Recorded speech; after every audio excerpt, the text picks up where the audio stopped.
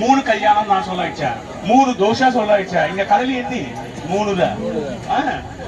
இங்க தோஷ பரிகாரம் 3 தான்.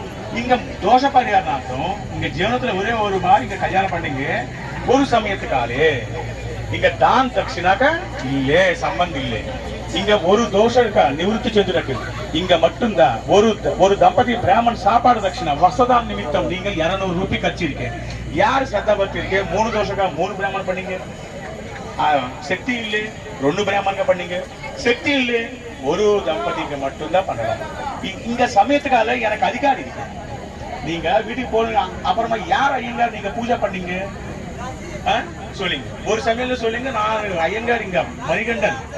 நான் பேர் தெரியாம தெரியாத இங்க தட்சிணாக்க அதிகாரி இருக்கு. நீங்க ஸ்ரத்தா பக்தி இருக்கு. ஒரு பிராமணுக்கு 200 மட்டும்தான். தட பின்னுங்க 3 பின்னுங்க அப்படியே கையில பிடிங்க. நீங்க நிக்கல